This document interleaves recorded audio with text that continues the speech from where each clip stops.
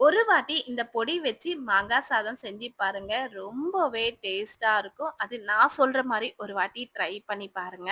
இப்ப இந்த மாங்காய் சாதம் எப்படி செய்யுதுன்னு பார்க்கலாமா? ஃபர்ஸ்ட் பிரஷர் குக்கர்ல 1 கப் அளவுக்கு அரிசி சேர்த்து நல்லா கழுவி எடுத்துக்கலாம். இதுல 1 1/2 கப் அளவுக்கு தண்ணி சேர்த்துக்கலாம். அப்படின்னா 1 கப் அளவுக்கு அரிசிக்கு 1 1/2 கப் அளவுக்கு தண்ணி கரெக்ட்டா இருக்கும். இதுல கொஞ்சமா மஞ்சத்தூள் சேர்த்து ஒரு 3 விசில் விட்டு எடுத்துக்கலாம்.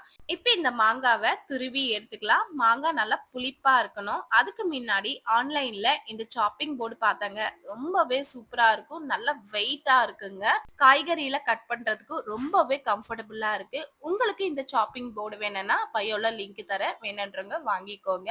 இப்ப துருவி வச்ச மாங்காவ அளந்துக்கலாம். அப்படின்னா 1 கப் அளவுக்கு அரிசி எடுத்தனால 3/4 கப் அளவுக்கு மாங்காய் சேர்த்தா கரெக்ட்டா இருக்குங்க. ரொம்ப சேர்த்தா புளிக்கும். சாதம் பாருங்க நல்லா வெந்திருக்கு. இந்த சாதம் ஆறட்டும். இப்போ மசாலாவை வறுத்துக்கலாம். பேன்ல ஒரு 1/4 டேபிள் ஸ்பூன் அளவுக்கு வெந்தயம், 1/2 ஸ்பூன் அளவுக்கு மிளகு சேர்த்து இது 2 நல்லா வறுத்துட்டு பொடி பண்ணிக்கலாம். இதே பேன்ல கொஞ்சமா எண்ணெய் சேர்த்து ஒரு 2 ஸ்பூன் அளவுக்கு வேர்க்கடலை சேர்த்து ஒரு 2 நிமிஷம் நல்லா வதக்கி விட்டுக்கினேன்.